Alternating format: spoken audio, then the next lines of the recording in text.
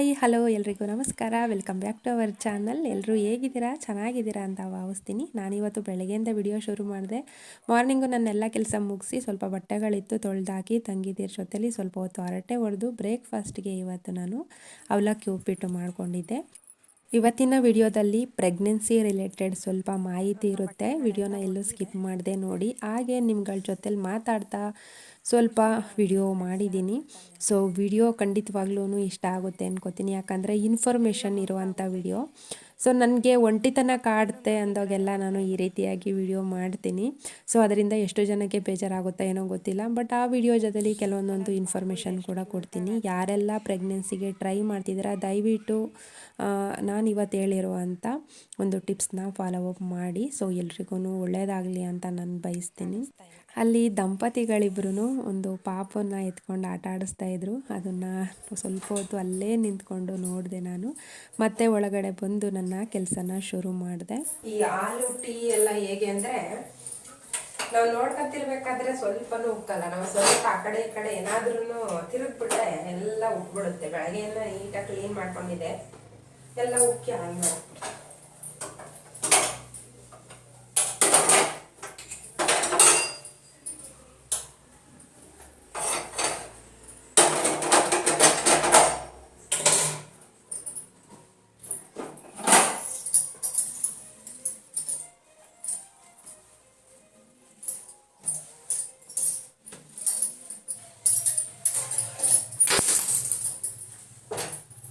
Gas ಒರೆಸಿದೆ, ಮತ್ತೆ ರಾತ್ರಿ ಅಡುಗೆ ಎಲ್ಲ ಆದಮೇಲೆ ಮತ್ತೆ ಇನ್ನೊಂದು ಸಲ ಒರೆಸೋದು, ಮತ್ತೆ ಬೆಳಗ್ಗೆ ರಾಯರ ಪೂಜೆ ಮಾಡ್ಬೇಕಾದ್ರೆ ಮತ್ತೊಂದು ಸಲ ಒರೆಸೋದು. ಬರೀ ಹೆಣ್ಮಕ್ಳು ಜೀವನ ಎಲ್ಲ ಗುಡಿಸೋದು ಒರೆಸೋದು ಕ್ಲೀನ್ ಮಾಡೋದ್ರಲ್ಲೇ ಹೋಯ್ತು. ಇದಕ್ಕಿಂತ ಬೆಸ್ಟು ಆಚೆ ಹೋಗ್ಬಿಟ್ಟು ಆರಾಮ್ಸೆ ಕೆಲಸ ಮಾಡಿಕೊಂಡು ಫ್ರೆಂಡ್ಸ್ ಜೊತೆಲಿ ತಿರ್ಗಾಡ್ಕೊಂಬರೋದಿತ್ತಲ್ಲ, ಅದು ಬೆಟರ್ ಅನ್ನಿಸ್ಬಿಡ್ದೆ. ಒಂದೊಂದು ಸಲ ನೋಡ್ಬಿಟ್ರೆ ಈ ಮನೆ ಕೆಲಸ ಅಯ್ಯಪ್ಪ ಒಬ್ಬಳೇ ಇದ್ದೆ ಇಷ್ಟೊಂದು ಕೆಲಸ ಇರುತ್ತೆ ನನಗೆ. ಬೆಳಗ್ಗೆಯಿಂದ ನಾನು ಕರೆಕ್ಟಾಗಿ ವಿಡಿಯೋ ಮಾಡ್ಕೊಂಡಿದ್ರೆ ಇಷ್ಟೊತ್ತಿಗೆ 1 ಅವರ್ ಮೇಲೆ ವಿಡಿಯೋ ಆಗ್ತಿತ್ತು. ಏನೂ ಮಾಡಿಲ್ಲ, ನಾನು ವಿಡಿಯೋನೇ ಮಾಡಿಲ್ಲ, ಆರಾಮ್ ಸುಮ್ಮನೆ ಕೆಲಸ ಮಾಡ್ಕೊಂಡು ಹೋದೆ. ಸೊ ಇವಾಗ ವಿಡಿಯೋ ಮಾಡೋಣ ಅಂತ ಶುರು ಮಾಡಿದೆ. ಇವಾಗ ಏನೂ ಕೆಲಸನೇ ಇಲ್ಲ ಮಾಡಲಿಕ್ಕೆ. ಸ್ವಲ್ಪ ಪಾತ್ರೆಗಳಿದೆ, ತೊಳೆಯೋದು ಅಷ್ಟೇ ಇದೆ. 4-5 ಡೇಸಿಂದ ನಾನು ಪಾತ್ರೆಗಳನ್ನ ಸ್ವಲ್ಪ ಸ್ವಲ್ಪ ಇದ್ದಾಗೇನೆ ಅಡುಗೆ ಮಾಡ್ತಾನೆ ತೊಳೆದಿಟ್ಕೊಂಡ್ಬಿಡ್ತೀನಿ.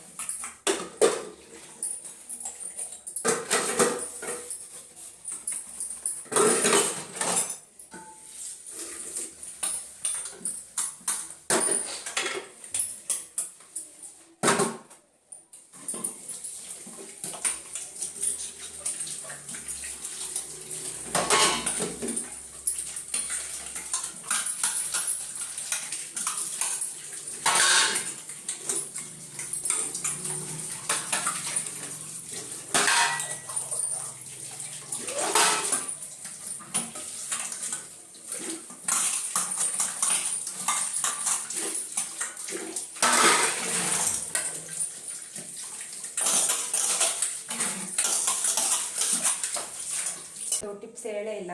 ಸೊ ಇದು ಕಬ್ಬಿಣದ್ದು ರೊಟ್ಟಿ ಮಾಡೋದು. ಸೊ ಇದೇನಾಗ್ತಿತ್ತು ಅಂದರೆ ಸುತ್ತ ಒಂಥರ ಕಿಲ್ಬ್ ಥರ ಆಗ್ತಿತ್ತು, ನೀವು ನೋಡ್ತಾ ಇರ್ಬೋದು. ಇದಕ್ಕೆ ನಾನು ಹರಳೆಣ್ಣೆನ ಹಚ್ಬಿಟ್ಟು ಇಟ್ಟಿದ್ದೀನಿ, 2 ಕಡೆನೂ ಅಪ್ಲೈ ಮಾಡಿದ್ದೀನಿ. ಸೊ ಇದನ್ನು ಒಂದು 5-6 ದಿನ ಹಾಗೆ ಬಿಡಬೇಕು, ಬಿಸಿಲಲ್ಲಿ ಇಡಬೇಕು. ಆ್ಯಕ್ಚುಲಿ ಒಂದು 4-5 ದಿನ ಬಿಸಿಲೇ ಇಲ್ಲ. ಸೊ ಇದನ್ನು ಹಂಗೆ ಬಿಟ್ಟಿದ್ದೀನಿ. ಆಮೇಲೆ ಇದನ್ನು ಒಲೆ ಮೇಲೆ ಇಟ್ಟು ಸಣ್ಣ ಉರಿಲಿ ನೀಟಾಗಿ ಎಲ್ಲ ನೀಟಾಗಿ ಇದನ್ನು ಬಿಸಿ ಮಾಡ್ಕೋಬೇಕು. ಆಮೇಲೆ ನಾನು ಒಂದಿನ ತೋರಿಸ್ತೀನಿ ನಾನು ನೆಕ್ಸ್ಟ್. ಇದು ಆಗಲಿ, ಇವತ್ತಿಗಿನ್ನ 3 ಡೇಸ್ ಆಗಿದೆ, ಇನ್ನೊಂದು 2 ಡೇಸ್ ಹಾಗೆ ಬಿಡ್ತೀನಿ. ಆಮೇಲೆ ಇದನ್ನೆಲ್ಲ ಬಿಸಿ ಮಾಡಿಕೊಂಡು ಸ್ವಲ್ಪ ಉಪ್ಪು ಎಲ್ಲ ಹಾಕಿ ಉಜ್ಜಿ ಇಟ್ಕೊಂಡ್ರೆ ಅದು ಕಿಲ್ ಬರ್ತಲ್ಲ. ಅಡುಗೆ ಮನೆ ಅಂತೂ ಎಷ್ಟು ಕ್ಲೀನ್ ಮಾಡಿದ್ರು ಹಿಂಗೆ ಇರುತ್ತೆ. ಯಾಕಂದರೆ ಇದು ನನ್ನ ಕೈಯಲ್ಲಿ ಒಂದು ಮಾರ್ಕ್ ಕೂಡ ಇಲ್ಲ, ಇದು ಅಡುಗೆ ಮನೆ ಆಗಲ್ಲ. ಸೊ ಎಲ್ಲೂ ಜೋಡ್ಸೋಕ್ಕೆ ಜಾಗ ಇಲ್ಲ, ಇರೋದ್ರಲ್ಲೇ ಅಡ್ಜಸ್ಟ್ ಮಾಡ್ತಾ ಇದ್ದೀನಿ. ಏನು ಮಾಡೋದು?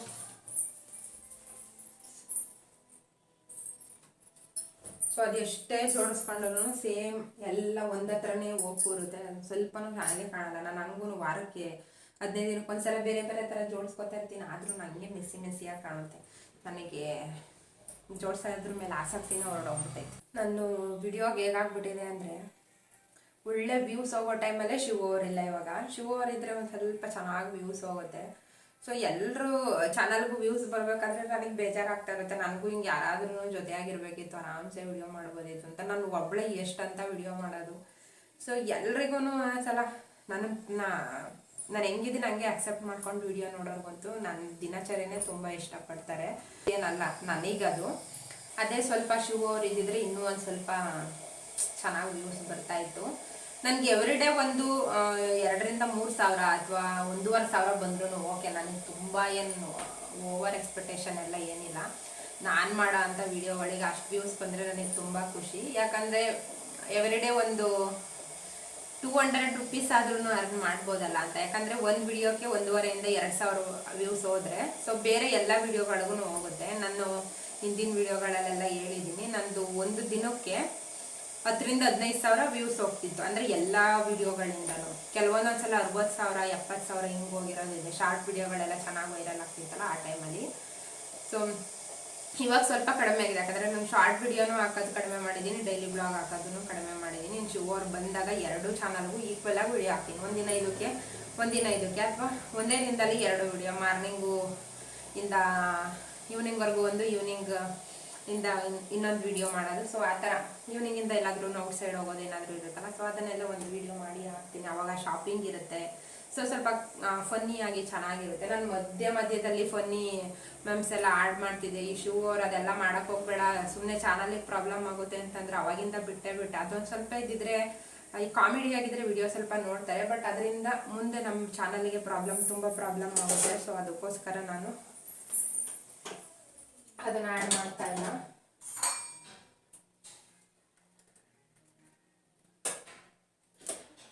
ಟೀ ಅಂತೂ ತುಂಬ ಕುಡಿತೀನಿ ನಾನು. ಟೀ ಕುಡಿಬೇಡ ಅಂತ ಡಾಕ್ಟ್ರ್ ಹೇಳಿದ್ದಾರೆ, ಆದ್ರೂ ಕುಡಿತೀನಿ. ಒಂದು ಮೇನ್ ವಿಚಾರ, ಟೀ ಅಂದ ತಕ್ಷಣ ನೆನಪಾಯಿತು. ಪ್ರೆಗ್ನೆನ್ಸಿಗೆ ಯಾರೆಲ್ಲ ಟ್ರೈ ಮಾಡ್ತಾ ಇದ್ದೀರಾ, ಸೊ ಅಂಥವರು ಕಾಫಿನ ಜಾಸ್ತಿ ಕುಡಿಬಾರ್ದಂತೆ. ಕಾಫಿ ಕುಡಿಯೋದ್ರಿಂದ ಎಗ್ ಕ್ವಾಲಿಟಿ ಏನಿದೆ ಅದು ಕಡಿಮೆ ಆಗುತ್ತೆ. ಸೊ ಅದಕ್ಕೋಸ್ಕರ ಆ ಥರ ಪ್ರೆಗ್ನೆನ್ಸಿ ಟ್ರೈ ಮಾಡ್ತಾ ಇರೋರು ದಯವಿಟ್ಟು ಕಾಫಿ ಕುಡಿಲಿಕ್ಕೆ ಹೋಗಬೇಡಿ. ಮತ್ತು ನಾವು ಜ್ಯೂಸ್ ತೊಗೊಬರ್ತೀವಲ್ಲ ಅಂಗಡಿಯಿಂದ, ಇದು ಮಾಜಾ ಆಗಿರ್ಬೋದು, ಫ್ರೂಟಿ ಆಗಿರ್ಬೋದು, ಕೋಕೋ-ಕೋಲಾ ಮತ್ತು ಪೆಪ್ಸಿ, ಮಿರಿಂಡಾ, ಸೊ ಈ ಥರ ತುಂಬ ಇದಾವಲ್ಲ ಔಟ್ಸೈಡು ಡ್ರಿಂಕ್ಗಳು, ಅದನ್ನು ಕುಡಿಬಾರ್ದಂತೆ. ಅದರಿಂದ ಎಗ್ ಕ್ವಾಲಿಟಿ, ಹೆಣ್ಮಕ್ಳು ಎಗ್ ಕ್ವಾಲಿಟಿ ಕಡಿಮೆ ಆಗುತ್ತೆ. ಸೊ ಮತ್ತು ಬೇರೆ ಥರ ಎಲ್ಲ ಥಿಂಕ್ ಮಾಡಿಕೊಂಡು ಕೇಳಕ್ಕೆ ಹೋಗಬೇಡಿ. ಸೊ ಅದ್ರ ಬಗ್ಗೆ ಸ್ವಲ್ಪ ತಿಳ್ಕೊಂಡಿರೋದಕ್ಕೆ ನಾನು ನಿಮ್ಗೆ ಹೇಳಿದೆ ಅಷ್ಟೇ. ಸೊ ಎಗ್ ಕ್ವಾಲಿಟಿ ಇಂಪ್ರೂವ್ ಮಾಡ್ಕೊಳ್ಳೋದು ಹೇಗೆ ಅಂತ ಬೇಕಾದರೆ ಯಾರಿಗಾದ್ರೂ ಇನ್ಫಾರ್ಮೇಷನ್ ಬೇಕು ಅಂದರೆ ನನಗೆ ಕಮೆಂಟ್ ಮಾಡಿ, ಅದರದ್ದೇ ಒಂದು ವಿಡಿಯೋ ಮಾಡ್ತೀನಿ. ಸೊ ಈ ಥರದ್ದು ನನಗೇನು ಗೊತ್ತಾ, ನಾನು ಖಾಲಿ ಕೂತಿದ್ದಾಗ ತುಂಬ ಚೆಕ್ ಮಾಡ್ತೀನಿ ನಾನು. ಸೊ ನಾನು ಹುಟ್ಟೋದಕ್ಕಂತ ಮೊದಲು ಏನೆಲ್ಲ ಆಗಿತ್ತು, ಏನೆಲ್ಲ ನಡೆಯುತ್ತೆ ಅಂದರೆ ದೇವ್ರಗಳ ಬಗ್ಗೆ ಆಗಿರ್ಬೋದು, ಅಥವಾ ಈ ಹೀರೋಗಳ ಡೇಟ್ ಆಫ್ ಬರ್ತ್ಗಳೆಲ್ಲ ನೋಡೋದು, ಹೀರೋಯಿನ್ಗಳ ಡೇಟ್ ಆಫ್ ಬರ್ತ್ಗಳು ಚೆಕ್ ಮಾಡೋದು, ಮತ್ತು ತುಂಬ ಏನೇನೋ ಒಳ್ಳೊಳ್ಳೆ ನ್ಯೂಸ್ಗಳು ಮತ್ತು ಹಿಸ್ಟ್ರಿಗಳ ಬಗ್ಗೆ ಸ್ವಲ್ಪ ತಿಳ್ಕೊಳ್ಳೋದು. ಹಾಗೆ ಈ ಒಂದು ಆರೋಗ್ಯಕ್ಕೆ ಸಂಬಂಧಪಟ್ಟಿದ್ದು ಹಂಗೇನೆ ಸ್ವಲ್ಪ ತಿಳ್ಕೊತಾ ಇರ್ತೀನಿ, ಹಾಗಾಗಿ ಹೇಳಿದ್ದು ಅಷ್ಟೇ. ಸೊ ಅದಕ್ಕೆ ಎಗ್ ಕ್ವಾಲಿಟಿ ಇಂಪ್ರೂವ್ ಮಾಡ್ಕೊಳ್ಳೋಕ್ಕೆ ಕೆಲವೊಂದೊಂದು ಎಕ್ಸಸೈಸ್ಗಳು ಇದೆ, ಯೋಗಗಳು ಮಾಡೋದಿದೆ, ಮತ್ತು ಯಾವ್ಯಾವ ಥರದ ಫುಡ್ ತೊಗೋಬೇಕು ಅನ್ನೋದನ್ನು ಕೂಡ ಇದೆ. ಸೊ ಇದರಿಂದ ನೋಡಿ, ನೀವು ಮದುವೆಯಾಗಿ 5 ವರ್ಷಕ್ಕೆ ಮಕ್ಕಳು ಮಾಡ್ಕೋತಿರೋ, ಅಥವಾ 1 ವರ್ಷಕ್ಕೆ ಮಾಡ್ಕೋತಿರೋ, 10 ವರ್ಷಕ್ಕೆ ಮಾಡ್ಕೋತಿರೋ, ಅದು ನಿಮ್ಮ ಪರ್ಸ್ನಲ್ ಮ್ಯಾಟರ್. ಅದನ್ನು ಕೇಳೋಕ್ಕೆ ನಮಗೆ ಅಧಿಕಾರ ಇಲ್ಲ. ಯಾಕಂದರೆ ನಿಮ್ಮ ಮನೆಗಳಲ್ಲಿ ಏನೇನು ಪ್ರಾಬ್ಲಮ್ ಆಗ್ತಾ ಇರುತ್ತೆ ಅನ್ನೋದು ನಿಮಗೆ ಮಾತ್ರ ಗೊತ್ತಿರುತ್ತೆ, ನಮಗೆ ಗೊತ್ತಿರಲ್ಲ. ಸೊ ಮಕ್ಕಳು ಅಂತ ಬಂದಾಗ ಅದು ನಮ್ಮ ಒಂದು ಪರ್ಸ್ನಲ್ ಮ್ಯಾಟರ್ ಆಗಿರುತ್ತೆ. ಈಗ ಇನ್ನೊಬ್ರು ನಿಮ್ಗಿನ್ನ ಮಕ್ಕಳಾಗಿಲ್ವಾ ಅಂತಾರೆ, ಕೆಲವೊಬ್ಬೊಬ್ರು ಏನಕ್ಕೆ ಮಕ್ಕಳು ಮಾಡ್ಕೊಂಡಿಲ್ಲ ಅಂತಾರೆ. ಸೊ ಅವರು ಮನೆ ಒಳಗಡೆ ಏನು ನಡೀತಾ ಇದೆ ಅನ್ನೋದು ಅದು ಆ ಹೆಣ್ಮಕ್ಳಿಗೆ ಮಾತ್ರ ಗೊತ್ತಿರುತ್ತೆ. ಸೊ ಆ ಥರದ ಪ್ರಶ್ನೆಗಳ ಯಾರಿಗೂ ಕೇಳಲಿಕ್ಕೆ ಹೋಗಬೇಡಿ. ಇನ್ನು ಕೆಲವರಿಗೆ ಬೇರೆ ಬೇರೆ ಪ್ರಾಬ್ಲಮ್ಗಳು ಇರುತ್ತೆ. ಸೊ ಆ ಥರದವರು ಸ್ವಲ್ಪ ಎಗ್ ಕ್ವಾಲಿಟಿಗಳ ಬಗ್ಗೆ ನೀವು ಸ್ವಲ್ಪ ಗಮನ ಕೊಡಿ. ನಮ್ಮ ಆರೋಗ್ಯ ಚೆನ್ನಾಗಿತ್ತು ಅಂತಂದರೆ ನಾವು ಮಕ್ಕಳು ಮಾಡ್ಕೋಬೇಕಾದ್ರೆ ನಾವು ಯಾವಾಗ ಬೇಕಾದ್ರೂ ಮಗು ಪ್ಲ್ಯಾನ್ ಬಗ್ಗೆ ಯೋಚನೆ ಮಾಡ್ಬೋದು. ನಮ್ಮ ಹೆಲ್ತ್ ಚೆನ್ನಾಗಿರ್ಬೇಕು ಅಷ್ಟೇ. ಆಮೇಲೆ ಹಾಸ್ಪಿಟಲ್ಗೆ ಹೋದಾಗ್ಲೂ ಕೂಡ ಅವ್ರು ಅದೇ ಹೇಳ್ತಾರೆ, ನಮ್ಮ ವೈಟ್ ಪ್ಲೇಟ್ ಆಗಿರ್ಬೋದು, ಅಥವಾ ನಮ್ಮ ಬ್ಲಡ್ ಎಷ್ಟು ಪಾಯಿಂಟ್ ಇದೆ ಅಂತ ಅದನ್ನು ಕೂಡ ಅಲ್ಲಿ ಮ್ಯಾಟರ್ ಆಗುತ್ತೆ. ಮತ್ತು ನಮಗೆ PCOD ಇದೆಯಾ, ಥೈರಾಯ್ಡ್ ಇದೆಯಾ, ಅದನ್ನು ಕೂಡ ಒಂದಲ್ಲಿ ಮ್ಯಾಟರ್ ಆಗುತ್ತೆ. ಸೊ ಇದೆಲ್ಲದನ್ನು ನಮ್ಮ ಒಂದು ದೇಹದಲ್ಲಿ ಏನೂ ಇರಬಾರ್ದು. ಸೊ ಆ ಥರ ಇದ್ದರೆ ಆರಾಮ್ಸೆ ಮಗು ಆಗುತ್ತೆ, ಏನೂ ಪ್ರಾಬ್ಲಮ್ ಇಲ್ಲ. ನೀವು ಮದುವೆಯಾಗಿ 5 ವರ್ಷಕ್ಕಾರ ಮಾಡ್ಕೊಳ್ಳಿ, 10 ವರ್ಷಕ್ಕಾದರೂ ಮಾಡ್ಕೊಳ್ಳಿ, ಹೆಲ್ದಿ ಆಗಿರೋದು ಮಗು ಬರುತ್ತೆ. ಸೊ ಅದ್ರ ಬಗ್ಗೆ ಟೆನ್ಷನ್ನೇ ಮಾಡ್ಕೊಳಕ್ಕೆ ಹೋಗಬೇಡಿ. ಮತ್ತು ತುಂಬ ಮಾತ್ರೆಗಳು ನುಂಗೋದು, ತಲೆನೋವು ಬಂದರೂ ಮಾತ್ರೆ ನುಂಗೋದು, ಎಲ್ಲದಕ್ಕೂ ಮಾತ್ರೆ ನುಂಗೋದು. ನಾನು ಇತ್ತೀಚೆಗಂತೂ ತುಂಬ ಅಂದರೆ ತುಂಬ ಕಡಿಮೆ ಮಾಡಿದ್ದೀನಿ, ಮಾತ್ರೆಗಳಂತೂ ಮುಟ್ಟೋದೇ ಇಲ್ಲ.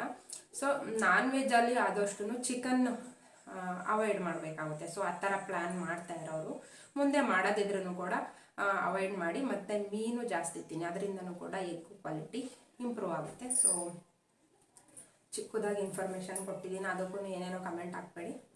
ಸೊ ಗೊತ್ತಿರೋದು ಕೆಲವೊಂದೊಂದು ಹೆಣ್ಮಕ್ಳಿಗೆ ಗೊತ್ತಿಲ್ಲ ಅಂತ ಹೇಳಿದೆ ಅಷ್ಟೇ. ಬೇಕಾದ್ರೆ ಗೂಗಲಲ್ಲಿ ಚೆಕ್ ಮಾಡಿ ನೋಡಿ, ಸೊ ಸೇಮ್ ಇದೇ ಇರುತ್ತೆ. ಮತ್ತು ಪಾಲಕ್ ಸೊಪ್ಪು ತಿನ್ನಿ, ಫಿಶ್ ತಿನ್ನಿ, ಡೈಲಿ ಒಂದೊಂದು ಮೊಟ್ಟೆ ತಿನ್ನಿ, ಕೋಳಿ ಮೊಟ್ಟೆ ಬರುತ್ತಲ್ಲ ಕೋಳಿ ಮೊಟ್ಟೆ ತಿನ್ನಿ, 1 ಗ್ಲಾಸ್ ಹಾಲು ಕುಡೀರಿ. ಹಾರ್ಲಿಕ್ಸ್ ಕುಡಿಯೋದನ್ನು ಕೂಡ ಹೆಲ್ತಿಗೆ ಒಳ್ಳೇದಲ್ಲ ಅಂತಾರೆ. ರಾಗಿ ಮಾಲ್ಟ್ ತುಂಬ ಬೆಟರ್ ಇದೆ. ಸೊ ಒಂದ್ಸಲ ಟ್ರೈ ಮಾಡಿ ನೋಡಿ. ನಾನು ಇದೊಂದು ಹಾರ್ಲಿಕ್ಸ್ ಬಾಟಲ್ ಇನ್ನೊಂದು ಅರ್ಧದಷ್ಟಿದೆ, ಅದು ಖಾಲಿ ಆದಮೇಲೆ ಇನ್ನು ಲೈಫಲ್ಲೇ ಹಾರ್ಲಿಕ್ಸ್ ಮುಟ್ಲಿಕ್ಕೆ ಹೋಗಲ್ಲ ನಾನು. ಸೊ ಇನ್ನು ನನ್ನ ಲೈಫ್ ಟೈಮ್ ಡ್ರಿಂಕ್ ಅಂತ ಇದ್ದರೆ ಅದು ರಾಗಿ ಮಾಲ್ಟ್ ಮಾತ್ರ. ಯಾಕಂದರೆ ಅದರಿಂದ ತುಂಬ ಬೆನಿಫಿಟ್ ಆಗಿದೆ ನನಗೆ. ಏರ್ ಫಾಲ್ ಅಂತೂ ಫುಲ್ ಕಂಟ್ರೋಲ್ ಆಗಿದೆ. ಸೊ ಮುಂದೆ ಹೆಂಗೋ ಗೊತ್ತಿಲ್ಲ, ಬಟ್ ಇವಾಗ 1-2 ತಿಂಗಳಿಂದ ಹೇರ್ ಫಾಲ್ ಪೂರ ಕಡಿಮೆ ಆಗಿದೆ. ಸೊ ಅದಕ್ಕೋಸ್ಕರ ನೋಡಿ ಟ್ರೈ ಮಾಡಿ. ಇವಾಗ ಸ್ನಾನ ಮಾಡಿ ಟೀ ಕುಡಿದು ಸ್ನಾನ ಮುಗಿಸಿ ಪೂಜೆ ಮಾಡಿ ಆಚೆ ಹೋಗಿ ಬರಬೇಕು. ನಾಳೆ ರಾಯರ ವಾರ ಅಲ್ವಾ, ಸೊ ಹಾಗಾಗಿ ಪೂಜೆಗೆಲ್ಲ ಸ್ವಲ್ಪ ತುಳಸಿ ಮಾಲೆ ಎಲ್ಲ ತೊಗೊಂಡು ಬರಬೇಕು. ಮತ್ತು ಶಿವು ಅವರು ಜರ್ನಿ ಶುರು ಮಾಡಿದ್ದಾರೆ, ನೆನೆಯಿಂದನೇ ಶುರು ಮಾಡಿದ್ದಾರೆ ಆ್ಯಕ್ಚುಲಿ. ಇವಾಗ ಹೊಸ್ತಾ ಬಿಟ್ಟಿದ್ದಾರಲ್ಲ ಒಂದೇ ಮಾತರಂ ಎಕ್ಸ್ಪ್ರೆಸ್, ಸೊ ಟ್ರೈನ್ದು ಒಂದು ವಿಡಿಯೋ ಮಾಡಿ ಕಳಿಸಿದ್ದಾರೆ. ನನ್ನ ಹೊಸ ಚಾನಲಲ್ಲಿ ಹಾಕಿರ್ತೀನಿ, ಹೋಗಿ ಚೆಕ್ ಮಾಡಿ. ಅವರೇ ವಾಯ್ಸ್ ಕೊಟ್ಟು ವಿಡಿಯೋ ಹಾಕಿ ಮಾಡಿದ್ದಾರೆ. ಸೊ ಚೆನ್ನಾಗಿದೆ ಒಂಥರ. ನಾನು ಅದಕ್ಕೆ ಬೇರೆ ಏನೂ ಆ್ಯಡ್ ಮಾಡಿಲ್ಲ, ಸೊ ಅದೇ ಇರಲಿ ಅಂತ ನೇರವಾಗಿ ಆಗೇ ಬಿಟ್ಟಿದ್ದೀನಿ. ಮಧ್ಯದಲ್ಲಿ ಸ್ವಲ್ಪ ವಾಯ್ಸ್ ಮಾತ್ರ ನಾನು ಕೊಟ್ಟಿದ್ದೀನಿ ಅಷ್ಟೇ. ತುಂಬ ಚೆನ್ನಾಗಿ ವಿಡಿಯೋ ಮಾಡಿ ಕಳಿಸಿದ್ದಾರೆ. ಸೊ ನೋಡೋಣ, ನಾನು ಯಾವಾಗಲಾದ್ರೂ ಶ್ರೀರಾಮನ ದರ್ಶನ ಮಾಡಲಿಕ್ಕೆ ಹೋಗೋ ಅಂತ ಒಂದು ಅವಕಾಶ ಬಂದರೆ ಖಂಡಿತವಾಗ್ಲೂ ಅದೇ ಟ್ರೈನಲ್ಲಿ ಹೋಗ್ತೀನಿ. ಸೊ ಅದು ನನ್ನ ಸ್ವಂತ ದುಡಿಮೆಯಲ್ಲಿ ಹೋಗಬೇಕು ಅಂತ ಅಂದ್ಕೊಂಡಿದ್ದೀನಿ. ಸೊ ನೋಡೋಣ ಯಾವಾಗ ಆ ಭಗವಂತನ ದರ್ಶನ ಆಗುತ್ತೋ ಗೊತ್ತಿಲ್ಲ. ಡಾಕ್ಟರ್ ಬ್ರೋ ಅಂತೂ ನೋಡೇ ಬಿಟ್ರು. ಸೊ ಅವರಿಂದ ನಾನು ನೋಡಿದೆ, ಸುಮಾರು ಒಂದು 5-6 ಸಲ ನೋಡಿದ್ದೀನಿ ಆ ಒಂದು ವಿಡಿಯೋನ. ಸೆಕೆಂಡ್ ವಿಡಿಯೋಗೆ ವೆಯ್ಟ್ ಮಾಡ್ತಾ ಇದ್ದೀನಿ ರಾಮನ ದರ್ಶನದ್ದು ವಿಡಿಯೋ ನೋಡಲಿಕ್ಕೆ. ಸೊ ತುಂಬ ಚೆನ್ನಾಗಿ ಎಕ್ಸ್ಪ್ಲೈನ್ ಮಾಡಿ ತುಂಬ ಚೆನ್ನಾಗಿ ವಿಡಿಯೋ ಮಾಡಿದ್ದಾರೆ. ಸೊ ಸೂಪರಾಗಿದೆ ವಿಡಿಯೋ, ಒಂದ್ಸಲ ಹೋಗಿ ನೋಡಿ, ಚೆನ್ನಾಗಿದೆ. ನನಗಂತೂ ಖುಷಿ ಆಯಿತು. ಸೊ ನೋಡೋಣ, ಹಣೆ ಬರದಲ್ಲಿ ಬರೆದಿದ್ರೆ 110% ನಾನು ಹೋಗಿ ರಾಮನ ದರ್ಶನ ಮಾಡೇ ಮಾಡ್ತೀನಿ ಅನ್ನೋದೊಂದು ಕಾನ್ಫಿಡೆಂಟ್ ಇದೆ. ಹೋಗ್ತೀನಿ. ಸೊ ಸುಮ್ಮನೆ ಸಣ್ಣ ಪುಟ್ಟ ಎಲ್ಲೆಲ್ಲೋ ಹೋಗಿ ತಿರ್ಗೋದ್ಕಿಂತ ಅಂತ ಒಂದು ಸನ್ನಿಧಿಗೆ ಹೋಗಿ ಬರೋದಿದೆಯಲ್ಲ, ಅದು ಕನಸಲ್ಲೂ ಊಹೆ ಮಾಡ್ಕೊಳಕ್ಕಾಗಲ್ಲ, ಅಷ್ಟು ಖುಷಿ ಕೊಡುತ್ತೆ. ನನಗೆ ದೇವರು ಅಂತ ಬಂದರೆ ಏನೋ ಗೊತ್ತಿಲ್ಲ, ಏನೋ ಒಂಥರ ನನಗೆ ಬೇರೆ ಥರ ಒಂದು ಆಲೋಚನೆ ಮನಸ್ಸಲ್ಲಿ ಖುಷಿ ಆ ಥರ ಎಲ್ಲ ಬರುತ್ತೆ. ಸೊ ನೋಡಿ, ಇದಿಷ್ಟೆಲ್ಲ ಒಂಟಿತನ, ನಾನು ಒಬ್ಬಳೇ ಇದ್ದೀನಿ, ಸುಮ್ಮನೆ ಕ್ಯಾಮ್ರಾದಲ್ಲಿ ಮಾತಾಡ್ತಾ ಇದ್ದೀನಿ. ಇದನ್ನೆಲ್ಲ ಒಂಟಿತನ ದೂರ ಮಾಡೋದು ಒಂದು ನೀವುಗಳು, ಇನ್ನೊಂದು ಆ ದೇವರು ಅಷ್ಟೇ. ಇನ್ನು ಶಿವ ಅವ್ರು ಫೋನ್ ಮಾಡಿದ್ರು ಊಟ ಆಯ್ತಾ, ತಿಂಡಿ ಆಯ್ತಾ, ಕಾಫಿ ಆಯ್ತಾ, ಕೆಲಸ ಇದೆ ಬಾ, ಇಷ್ಟೇ ಆಗಿರುತ್ತೆ. ಸೊ ಅದರಲ್ಲಿ ಒಂದು ಸ್ವಲ್ಪ ಫುಲ್ ಜಗಳನೂ ಆಗೋಗಿರುತ್ತೆ. ಸೊ ಹಾಗಾಗಿ ನಾನು ಎಲ್ಲದಕ್ಕಿಂತ ಜಾಸ್ತಿ ನನಗೆ ಇಷ್ಟ ಅಂದರೆ ದೇವರು ಮತ್ತು ನನ್ನ ಯೂಟ್ಯೂಬ್ ಅಷ್ಟೇ. ಯೂಟ್ಯೂಬಲ್ಲಿ ಎಲ್ಲರೂ ಕಮೆಂಟ್ ಹಾಕ್ತಿರ್ತಾರೆ, ಅವ್ರುಗಳಿಗೆ ರಿಪ್ಲೈ ಕೊಡ್ತಾ ಇರ್ತೀನಿ, ನೋಡಿ ಹೋಗಿ. ಸೊ ವಿಡಿಯೋ ಯಾವ ಥರ ಹೋಗ್ತಾ ಇದೆ ಅಂತ ನೋಡ್ತಿರ್ತೀನಿ. ಇನ್ಸ್ಟಾಗ್ರಾಮ್ ಅಂತೂ ಬಿಟ್ಟಿದ್ದೀನಿ. ನನಗೆ ಥ್ರೆಡ್ ಅಪ್ಲಿಕೇಶನ್ ನಿಮ್ಗೆಲ್ಲರಿಗೂ ಗೊತ್ತಿರುತ್ತೆ, ಇನ್ಸ್ಟಾಗ್ರಾಮ್ ಇಂದ ಬಂದಿರುತ್ತಲ್ಲ. ಸೊ ಅದರಲ್ಲಿ 5K ಫಾಲೋವರು ಕಂಪ್ಲೀಟ್ ಆದರು. ಅದರಲ್ಲಿ ಬರೋವಷ್ಟು ಲೈಕೂ ಬರಲ್ಲ. ಇನ್ಸ್ಟಾಗ್ರಾಮಲ್ಲಿ 20-30 ಬರುತ್ತೆ. ಸೊ ಅದು ಏನೋ ನನಗೂ ಗೊತ್ತಿಲ್ಲ, ಇನ್ಸ್ಟಾಗ್ರಾಮಲ್ಲಿ ವಿಡಿಯೋ ಮಾಡೋಕ್ಕೆ ಬೇಜಾರಾಗೋಗ್ಬಿಟ್ಟು. ಹಾಗಾಗಿ ಇನ್ಸ್ಟಾಗ್ರಾಮಲ್ಲಿ ವಿಡಿಯೋ ಮಾಡಿಕೊಂಡು ನಾನು ಬೇರೆ ಒಂದು ಇದಕ್ಕೆ ಅಪ್ಲೋಡ್ ಮಾಡ್ಕೋತೀನಿ. ಫೇಸ್ಬುಕ್ಕೂ ಅಷ್ಟೇ ತುಂಬ ಚೆನ್ನಾಗಿ ಇವಾಗ ಹೋಗ್ತಾ ಇದೆ.